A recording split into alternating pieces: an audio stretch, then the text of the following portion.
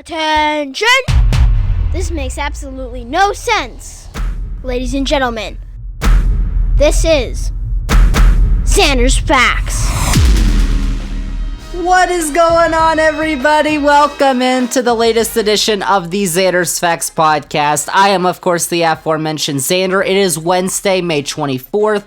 This is episode 106 of the podcast. Thank you all so much for listening. It is, of course, a podcast that is going to be filled with facts this week, a fact-filled podcast, which I feel like I don't need to say every week because it's kind of redundant, because you should assume coming into this podcast that it's a Zander's Facts podcast. There's going to be facts on it, which there are. But this week, we're going to be talking about something a little bit interesting, something that I know everybody just loves so much. Everybody loves doing their taxes every April on tax day. We all love filing our taxes with the government. It's a thing that gives us so much joy. You know, on those days, I think we're all just proud to be Americans. But you know what? Americans aren't the only ones who pay taxes. Basically, if you live in any country in the world, almost any country in the world, you pay taxes. But the ways that some countries do their tax systems are a lot different than the ways the United States does it. And I don't know about y'all, but ours kind of stinks. So we're going to be talking about why it stinks this week on the podcast, and then we're going to be talking about how it could change. Because I think a lot of people are in this never-ending cycle of just, it's never going to change, this is always terrible. But it doesn't have to be this terrible. There are ways that it can be much better, which we're going to talk about this week on the Zander's Facts podcast. But before we do, just wanted to remind you all that if you like the Zander's Facts podcast, if you think you're going to like all the facts on this week's edition, remember to follow this podcast, download this episode 106, rate and review the podcast too, and then check us out on all the socials, Twitter, Facebook, Instagram, TikTok. I'm on all those at Zander's Facts. That is Zander with a Z. And most importantly, remember to tell all your friends. Spread the facts! Zander's Facts Podcast. Tell all your friends about the podcast, about the newsletter. If you don't know it, it's called Zander's Weekend Facts because it comes out every Sunday morning. It has a recap of the week's top headlines so you never miss a thing. It is free on Substack. Sign up in the episode's description to get it in your email inbox every Sunday morning. There's also the Zander's Facts link tree because that has all the Zander's Facts links that you need for the podcast, for the newsletter, for all the facts. So many facts on the Zander's Facts link tree. Go check that out. Let's get to our main topic this week because I know it's something that everybody loves. I don't think so. Taxes. Filing taxes. Tax day is the greatest day of the year. 4th of July is not the most patriotic day of the year. It is tax day. April something. But I feel like a lot of people probably don't agree with my sentiments, and that was because it was sarcasm. Not a lot of people love doing taxes. I don't know if anybody does. Maybe a CPA. But filing your taxes each spring, obviously, as you know if you have done it, can be extremely complicated. But there are several companies, ones like H&R Block and TurboTax, that can help simplify it for you. Of course, that comes at a cost. But put all your preconceived notions about filing taxes away from this podcast, oh, the government needs my money. We're not talking about that this week. Quit your whining. We're talking about the process and the companies that are behind the process, because it's not just, as you know, the IRS and the federal government. The big issue is that filing taxes is extremely complicated. And when we look at how other countries do their tax systems, it doesn't have to be. So the question is, why is it so complicated and time-consuming? And what solutions are there to help us fix this problem? Well, those are questions you probably have, and those are questions that I'm going to answer with some facts and more on this week's podcast. Let's get to it. We got a lot of facts this week. Let's do it. So let's start with basically an overview of how our tax system came to be and the problem. So, filing your taxes is something that everyone does, basically. In almost every country in the world, it's not just an American thing. The government ain't out to get you. Because if that was the case, then they'd all be coming to get you. But the way that the United States handles this process is a lot different than, say, some other countries. So to get to the root of the issues we're talking about today, we're going to take another little trip, quick trip, through American history, as we love to do Ugh. on this podcast, all the way back to 1773, before the birth of the nation. The Boston Tea Party. You all know what happened to the Boston Tea Party. No taxation without representation, because obviously we were under the monarchy in England, but now we're not. That did kind of lead to the founding of the country we know as the United States of America. Obviously, there was a war and all that. So you could kind of say that the issue of taxation is kind of what led to the birth of America. America. I don't think historians would argue with me on that. But fast forward, the federal income tax, oh, we all love that. The one that we all know and love, that wasn't implemented until 1862 by the president at the time, who was Abraham Lincoln, who said it was because the government needed to pay for the Civil War. But it was repealed 10 years later. Then in 1894, the president was Grover Cleveland, and the Wilson-Gorman Tariff Act was passed. That brought it back, and it created an income tax division that was located in what was called the Bureau of Internal Revenue, which is now the Internal Revenue Service, the IRS, which was created in 1862 thanks to the Revenue Act of 1862, which came with that first federal income tax. However, in 1894, the Supreme Court didn't like that idea, so the next year, they killed the federal income tax, so it died for a second time. So then we get to this thing called the 16th Amendment, which was passed by Congress in 1909, and the 16th Amendment says, quote, "The Congress shall have power to lay and collect taxes on incomes from whatever source derived without apportionment among the several states and without regard to any census or enumeration," unquote. So, that amendment was ratified in 1913, which then gave Congress the authority to pass the Revenue Act of 1913, which reestablished the federal income tax. And this time, the Supreme Court gave its approval. Oh my gosh, Clarence, thank you.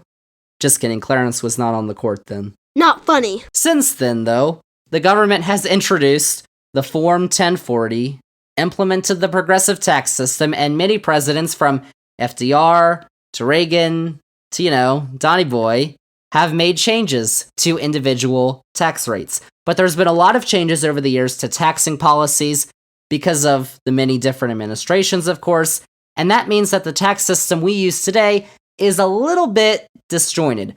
There's a ton of tax credits, there's a ton of deductions that are now in the system, and those have kind of made things messy. Now, some of those tax credits are great, but all of that stuff in the system has kind of made things, a bit wonky.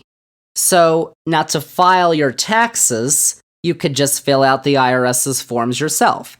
But that's a little complicated. Because of all the complexities that have gone into the tax filing system, it's probably a lot simpler to have somebody do it for you. Now, that could be a CPA or a tax pro, which you have to pay for, of course, or it could be a large company that is dedicated to filing taxes. And now we enter the tax software industry. You probably know the names: TurboTax, H&R Block, Jackson Hewitt, TaxAct, the Tax Slayer Gator Bowl. There's a ton of them out there. That's not even scratching the surface. Now, these companies do great work in allowing you to simply file your taxes when possible, or simply, I guess, in context, because as we all know by using them, it's, not too simple, but they also do some not so great things. And to take a look at the problem, we have to head outside our borders. The caravan. Because not every country uses an H&R Block and a TurboTax to file their taxes, and not every country has its citizens take hours to do so. In fact, for specifics, U.S. taxpayers spent an average of 13 hours preparing their tax returns last year, and also last year they paid an average of $240 for tax preparation services. That's a lot of numbers. That's much different, though, to a country like, say, Estonia. Estonia is this small country that just has 1.3 million people on the Baltic Sea in Northern Europe. It's a part of NATO, but Estonia actually ranked first in last year's International Tax Competitive Index, which was compiled by the Tax Foundation.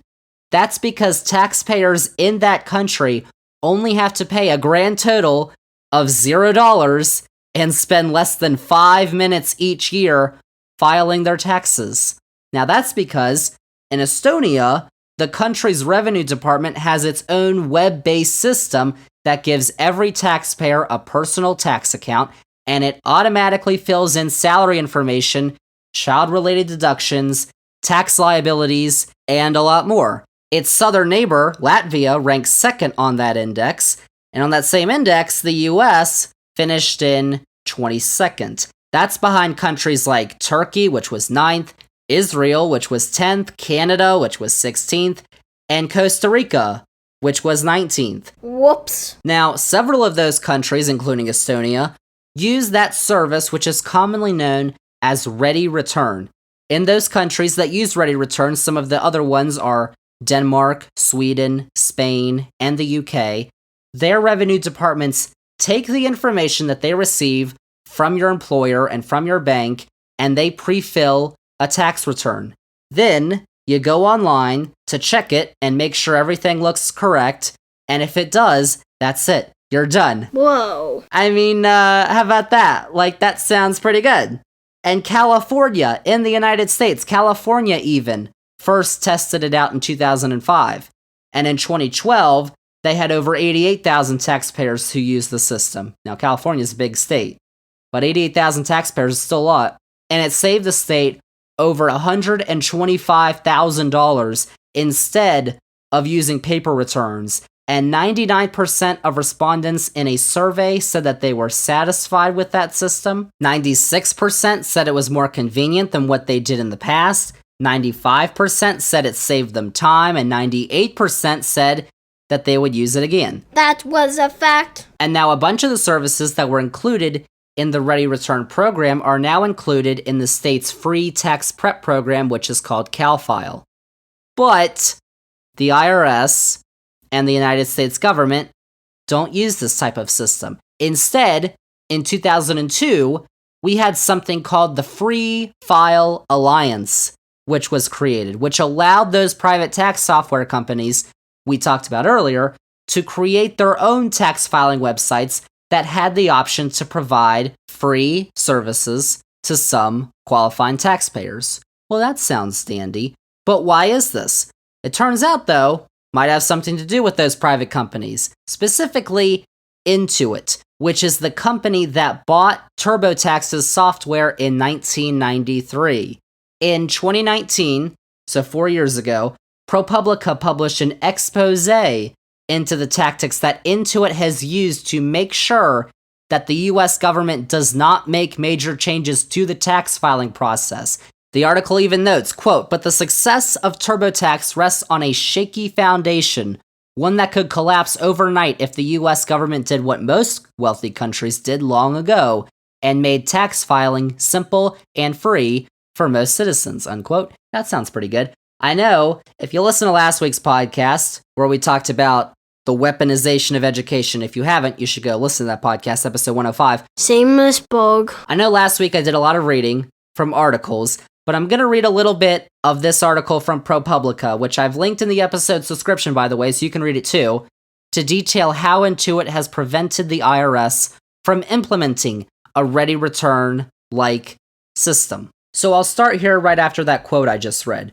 For more than 20 years, Intuit has waged a sophisticated, sometimes covert war to prevent the government from doing just that, according to internal company and IRS documents and interviews with insiders. The company unleashed a battalion of lobbyists and hired top officials from the agency that regulates it. From the beginning, Intuit recognized that its success depended on two parallel missions: stoking innovation in Silicon Valley while stifling it in Washington. Indeed, employees ruefully joked that the company's motto should actually be "compromise without integrity." Internal presentations lay out company tactics for fighting quote-unquote encroachment, Intuit's catch-all term for any government initiative to make filing taxes easier, such as creating a free government filing system or pre-filling people's returns with payroll or other data the IRS already has. Quote, "For a decade, proposals have sought to create IRS tax software or a return-free tax system. All were stopped, unquote. That's what read a confidential 2007 PowerPoint presentation from an Intuit board of directors meeting. The company's 2014-15 plan included manufacturing third-party grassroots support. One internal PowerPoint slide stated, quote, buy ads for op-eds, editorials, stories in African American and Latino media, unquote. The centerpiece of Intuit's anti-encroachment strategy has been the Free File program. Hatched 17 years ago, 21 now, in a moment of crisis for the company. Under the terms of an agreement with the federal government, Intuit and other commercial tax prep companies promised to provide free online filing to tens of millions of lower-income taxpayers. In exchange, the IRS pledged not to create a government-run system. Since Free File's launch, Intuit has done everything it could to limit the program's reach while making sure the government stuck to its end of the deal. As ProPublica has reported, Intuit added code to the Free File landing page of TurboTax that hid it from search engines like Google, making it harder for would-be users to find. 12 years ago, 16 now, Intuit launched its own free product, the similarly named Free Edition of TurboTax. But unlike the government program, this one comes with traps that can push customers lured with the promise of free into paying some more than $200. Free Edition was a smash hit for Intuit, and its pitch for free prep remains core to the company's growth. Recently, it launched a free ad campaign for the Free Edition, including a crossword puzzle in the New York Times in which the answer to every clue was Free. I don't know about y'all, but I remember those ads, and ugh. Terrible. Intuit knows it's deceiving its customers. That's what internal company documents obtained by ProPublica show. Quote, the website lists free, and the customers are assuming their return will be free, unquote, said a company PowerPoint presentation that reported the results of an analysis of customer calls in 2019. Quote, customers are getting upset, unquote. Intuit also continues to use dark patterns, design tricks to get users of its website to do things they don't necessarily mean to do, to ensure that as many customers as possible pay, former employees say. A marketing concept frequently invoked at Intuit, which goes by the acronym FUD, seeks to tap into Americans' fear, uncertainty, and doubt about the tax filing process. An Intuit spokesman declined to answer ProPublica's detailed questions about its efforts to fend off a government filing system, but he did provide a statement which said, quote, we empower our customers to take control of their financial lives, which includes being in charge of their own tax preparation, adding that a, quote, government-run pre-filled tax preparation system that makes the tax collector, who is also the investigator, auditor, and enforcer, the tax preparer, is fraught with conflicts of interest, unquote. The IRS is seemingly the biggest threat to Intuit and other commercial tax prep businesses, but it has more frequently acted as the industry's ally, defending the Free File program in the face of critical internal reviews. The IRS declined to comment for this article. The consequences of Intuit's efforts affect a huge proportion of the tax-paying public. Americans spend an estimated 1.7 billion hours and $31 billion with a B dollars doing their taxes each year. Just 2.8 million participated in the Free File program in 2019, which was down from 5.1 million at the program's peak in 2005.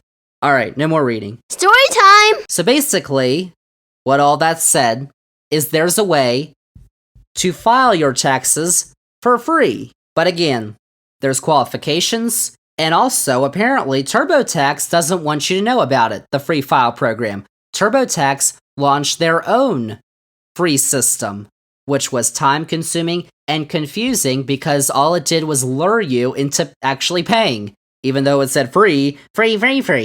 But of course, TurboTax loves the Free File Alliance partnership because it says the government can't launch their own system. Remember when we talked about all the money that's infiltrated politics a couple episodes ago? We talked about it and why it's really not a very good thing for a country and our democracy.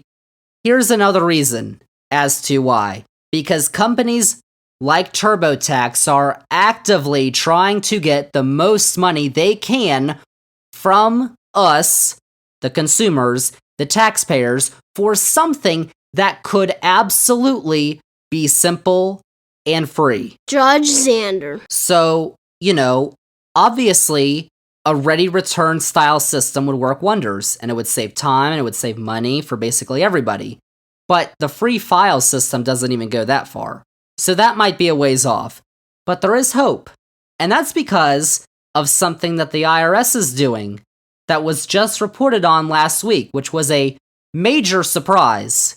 And I think kind of went under the radar, because I don't think a lot of people know this. But last week, the Washington Post was the first to report that, quote, the Internal Revenue Service has quietly built its own prototype system to allow Americans to file tax returns digitally and free of charge, according to 3 current and former agency officials, essentially creating government software that could disrupt the tax prep industry, unquote. I mean, there you go. That's what we want. Why do we keep giving companies like TurboTax all our money when this could just be done for free by the government?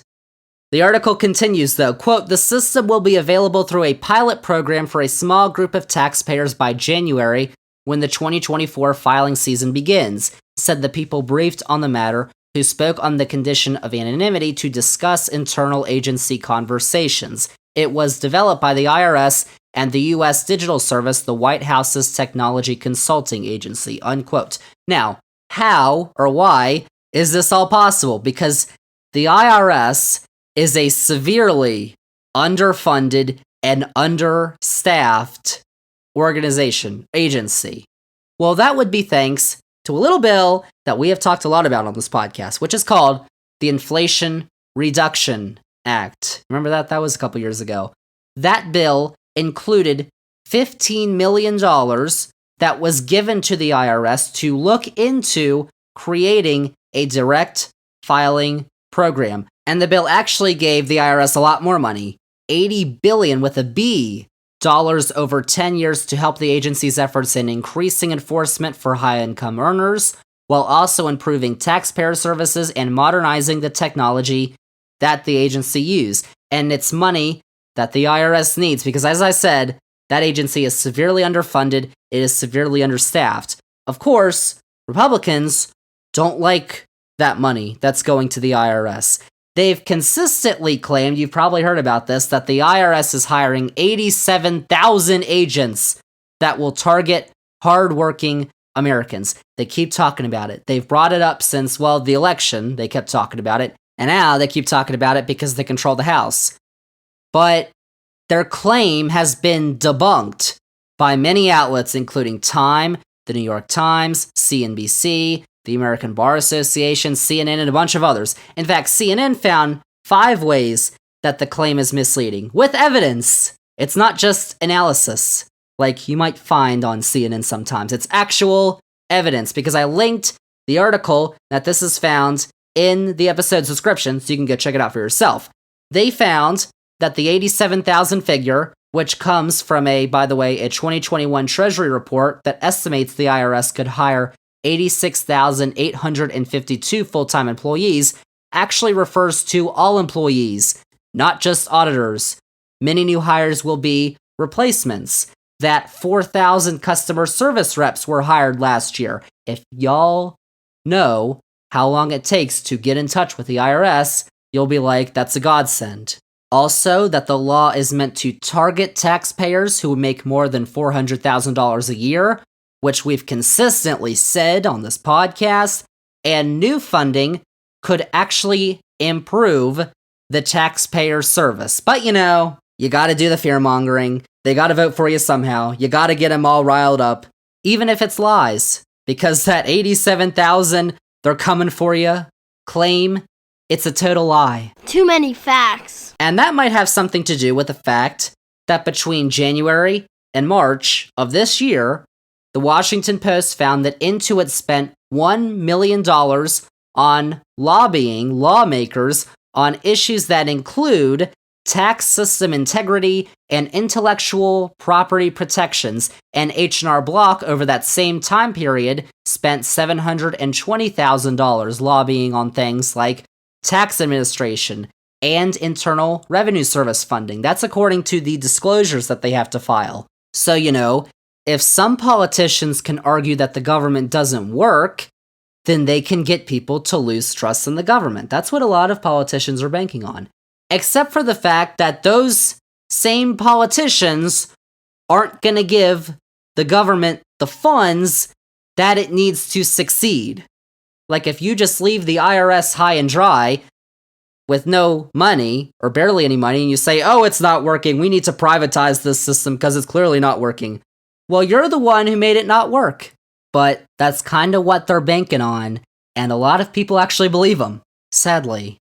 But Intuit responded to the Washington Post article. They said, quote, a direct-to-IRS e-file system is wholly redundant and is nothing more than a solution in search of a problem, and that solution will unnecessarily cost taxpayers billions of dollars, unquote. H&R Block said, quote, today, the consumer has great choice and flexibility in where they turn for free help, with more than 30 organizations offering free tax preparation, half of which are nonprofit organizations. We remain committed to delivering the digital capabilities and human expertise and care that helps millions of Americans get the best outcome at tax time, unquote. Okay. Well, just to let you all know, Intuit, just this month, had to start making payments to 4.4 million low-income Americans after it settled a lawsuit for $141 million because, quote, it had to resolve claims that it misled taxpayers and diverted them away from free products to premium services, unquote. Doesn't sound so great to me. This is true. And there is something else besides TurboTax that we could do. This IRS system is obviously in its infancy, and it isn't exactly a ready return style system, but it is a big step that is coming despite all these attacks from the private sector, from the multi-billion-dollar tax software industry. Now, I was doing all this research for this podcast, and it kind of reminded me of something else that's going on with another agency of the federal government. And so for that, I want to take a little detour and talk about the National Weather Service. I didn't ask that. Now, you may know this, but the National Weather Service is located under NOAA. NOAA is the National Oceanic and Atmospheric Administration, and according to its mission statement, NWS is tasked with weather, water, and climate data, forecasts, warnings, and impact-based decision support services for the protection of life and property and enhancement of the national economy. Now, for people who kind of know me on a personal level besides Zander's Facts podcast, I'm kind of a weather nerd. We talk about weather sometimes on this podcast, just a little bit. I'm not, a whole meteorologist or anything. It's interesting to me. And so when I get asked what the best place to find weather information is, I give you two answers. The local news, because they're the meteorologists who are right there, or the National Weather Service, whose website, by the way, is weather.gov, despite the fact that the NWS doesn't have its own app on your phone or your iPad or your tablet or whatever. But why is that? Because it's 2023, and the National Weather Service doesn't have an app. Because, there's an Apple Weather app that comes pre-downloaded on your phone. AccuWeather has an app. The Weather Channel has an app. Weather Underground has an app. There are thousands of weather apps that you can download from the App Store. Some of them are really good, but there's others that, aren't. The fact is, though, most of these apps and private companies like AccuWeather and IBM, which owns the Weather Channel's digital properties, by the way, get their underlying data from the National Weather Service, whose data is publicly available for free on their website. Cool facts, bro. Of course, it's a website that isn't very intuitive, but it still gives you a lot of wonderful information. Like, listen, y'all, it's an old website, but there's a reason for that, because just like the IRS, the NWS is very underfunded. These different companies, like AccuWeather, IBM, they then add their own spin to it. So they don't just give you the National Weather Service data, because if that was true, they'd have the same things. But they don't, because they put their own little magic or spin or whatever on the data. Like, for example, I got my phone right here. I'm going to take a look at all, because I got a ton of weather apps on my phone. I got all these different apps that'll all tell me what the temperature is where I am right now. All right, so let's look. Right now, I'm on the Apple Weather app. It tells me right now it is 57 degrees. 57. On AccuWeather, it says it's 60 degrees. Okay. Well, on the Weather Channel, if it loads, the Weather Channel app is very slow. Sorry. It says it's 59. So, 3 different apps, 3 different temperatures. How about that? And then, if I go to weather.gov and I type in my zip code, it tells me it's 58 degrees. Huh. So, I just use 4 different, those are basically the 4 leading weather platforms, and they all told me 4 different temperatures, which you wouldn't think is that big of a deal, but, you know, it may just be 1 or 2 degrees, but that could be super important, you know, especially if it's the difference between, 31 and 34 degrees, because that means you're either getting rain or you're getting ice and snow. And even to get the full features of these apps, you're going to have to pay for everything they want. AccuWeather, which, by the way, gives you a 45-day forecast in its app, which is complete BS, by the way, because most meteorologists conclude that anything outside of a 7 to 10-day forecast is not reliable at all with the current technology that we have. In fact, when they came out with that in 2015, I believe it was called somewhere a joke, because it is. Is it actually? AccuWeather, which they provide that for free, but AccuWeather wants you to sign up for what they call Premium Plus, which runs for $4 a month or $20 a year. The Weather Channel, whose app takes forever to load apparently, asks you to go premium for $30 per year, or you can pay $10 per year just to get rid of ads on the app. But the National Weather Service already provides quality and accurate weather data with no ads for free. It just doesn't have an app, and its website is many, many years old. But that means that it isn't always useful, because, usually when I want to use the weather app, I just want to look at it for a quick second to see what the temperature is, or what the high temperature is going to be, or if it's going to rain or snow today, or whatever. Or if I'm in an awkward social situation, then I'll just look at my weather app. But I will tell you that NWS does operate mobile.weather.gov, which is a better experience on the phones, but again, you have to go on like Chrome or Safari, because it's a website. It's still not an app. And just like I said with the IRS, it's because of funding issues. Like the IRS, the NWS is underfunded and couldn't come up, even if it wanted to, with the funds to build an app unless Congress allocates the agency money. But do you think companies like AccuWeather would like that? No, they would not. They have spent decades fighting increased funding for the National Weather Service. Like back in 2005, the National Weather Service launched its brand new website, which, by the way, I believe has the same design as it does now, so I don't think it's had a major update in 18 years. But when that happened, the private weather companies did not like it. They complained. Back in 2012, there was talk of the National Weather Service launching an app, and the companies freaked out again. Actually, there's a Washington Post article from 2012, back then, 11 years ago. 11 years ago, we were having this conversation, and still, we don't have a National Weather Service app. But there's a Washington Post article from back then. There's a quote that I found in it that was interesting. It's from Dan Sobian, who was the director of the National Weather Service Employees Union. He said, back in 2012, quote, "It's pretty clear to me that the World Wide Web is old technology and that in the next 10 years, it's all going to be on apps. If you want to be able to communicate to people, that's the future. The Weather Service has to be on the cutting edge of that in order to succeed in our mission," unquote.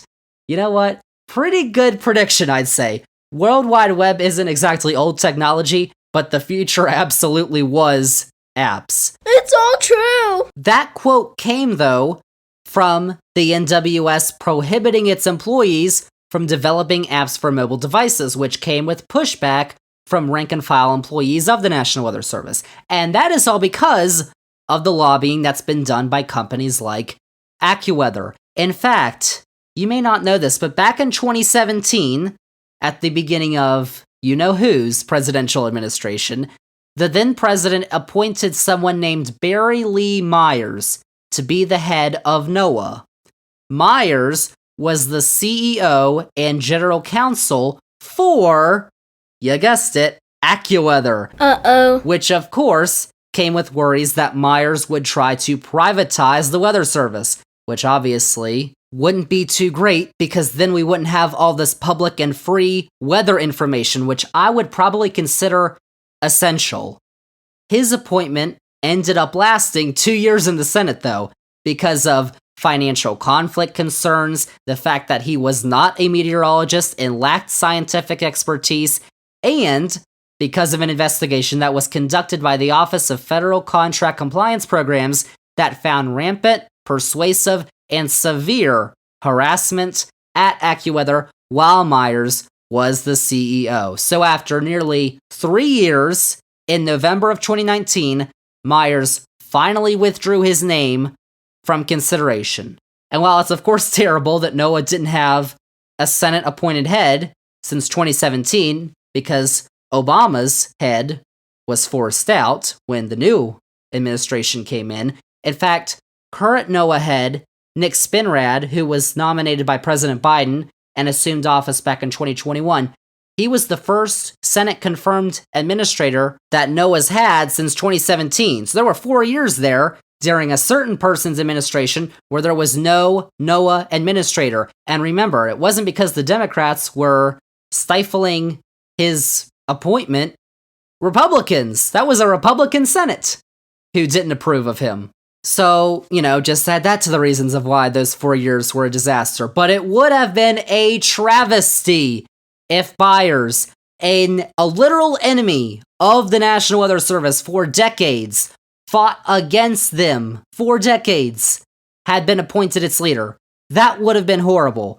Once again, it would have been an effort to claim that because government can't run effectively, you shouldn't trust it, even though the people who claim it are the ones who are actively trying to kill it. Like buyers. Don't you think that instead of paying AccuWeather and other private companies for their services, which many large companies that have to rely on weather forecasting do, don't you think that getting those same services, likely with better accuracy, for free from the National Weather Service would be better? Dash facts. I think so. Like, the reason the National Weather Service website is so old isn't because they're incompetent. It's because they literally lack the resources to be able to improve it or build an app. And you know who loves that? Who loves that they have a lack of resources is AccuWeather. And you know what? Apps like AccuWeather and the Weather Channel, they like to tell me sometimes it's raining, even though I can look up in the sky and look and see it's not raining. So I wouldn't call it very accurate. Need some ice for that sick burn. Like, if the National Weather Service did have an app, that would be my absolute go-to. And if Congress would approve funding for the agency, that would be amazing. But of course, we have a divided Congress at the moment, so who's doing some other stuff right now. So that may not be in the near future. But that was a little long tangent on that. But they're very similar. The IRS and the National Weather Service.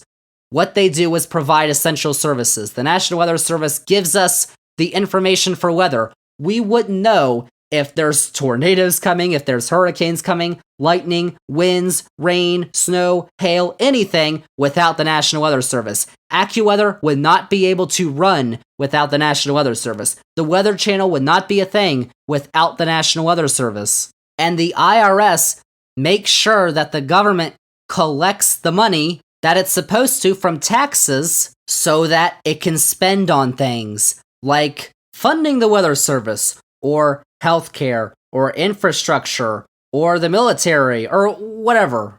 All the things that the government funds. So, in conclusion, yes, doing taxes stinks. And if you found someone who said, no, it doesn't stink, then it'd be a miracle. But it could be so much better. But if you want someone to blame, maybe don't blame the IRS. Maybe blame the billion-dollar companies like H&R Block, like TurboTax, that are actively lobbying the government to make sure that you have to use their paid softwares instead of having a free, simple-to-use system that's created by the government. Like some countries do, but oh my gosh, that would be socialism! That would be terrible! What? Oh yeah, convenience, simplicity is socialism. But of course, the people who scream government bad would hate it, because they just keep getting lied to. But here are the facts. And you got a lot of facts on this podcast. No one really likes filing their taxes each year in the United States. It takes time, it takes money, it takes a lot of patience. But in other countries around the world, that isn't the case. It's a lot cheaper, what's cheaper than free, and it takes a lot less time. So while the IRS's next step of building their own platform is a big one, there's still a lot more that can be done to make sure that filing taxes has a more positive effect on everybody. So maybe don't vote for politicians who keep spouting claims about 87,000 IRS agents going after you that are false and not true, and you can see it in the writing that they're not true. That's what you can do. And that's what I wanted to talk to you all about this week, give you all the facts on taxes in the US, because it's a sore subject, because we all hate it, but it doesn't have to be, because it can be a lot easier. And those are the reasons why. So that's all the facts I have for this week on the podcast. Thank you all so much for sticking around, listening to all the facts. If you liked all the facts on this week's edition of the podcast, remember to follow this podcast, download this episode 106, rate and review the podcast, then check us out on all the socials, Twitter, Facebook, Instagram, TikTok, at Zander's Facts. That is Zander with a Z. And most importantly, remember to tell all your friends. We like to call it around here, spread the facts. Zander's Facts Podcast. Tell all your friends about the podcast, about the newsletter, Zander's Weekend Facts, about the YouTube channel, Zander's Facts on YouTube, which posts all our new episodes on there weekly. Go check that out, because this episode's going to be on YouTube. Subscribe, whatever. And check out the Zander's Facts link tree, because it has all the Zander's Facts links that you need. That is episode 106. But next week, we got some more facts. Episode 107. Y'all, the NBA Finals begin next week. I am recording this Tuesday night, and right now, the Boston Celtics are playing the Miami Heat. The Heat lead the series 3-0. And Monday night, the Nuggets swept, the Denver Nuggets beat the Los Angeles Lakers 4-0. So we know the Nuggets are in the finals. You may know the Heat are in the finals by the time this comes out. I don't know, though. Nope. But next week, next Wednesday, our Zander's Facts NBA analyst, Hillbilly, it is confirmed, he has agreed, will be back on the podcast next week to break down, to preview the NBA Finals, to break down and recap what we've seen previously in the playoffs. And we're going to make our finals picks, of course. But the Nuggets, I don't know if y'all remember, but the Nuggets were my finals pick back before the playoffs started. So, I don't know why you doubt the facts, but there you go. And so, the first game of the finals is going to be Thursday, June 1st. So that podcast is going to come out a day before the first game of the finals tips off. Perfect timing to get all your facts in order before the games begin. Oh my gosh. That's coming up next week. But then in 2 weeks, episode 108, we're going to talk about another sport, and that is soccer. Because I don't know if you all know this, but this Sunday is the final day of the Premier League season. Manchester City's already clinched the title, but the relegation race is very... Ooh. Who's going to get relegated from the Premier League? We don't know that yet. Or we don't know 2 of the 3 teams who are going to get relegated yet. So that's still up in the air.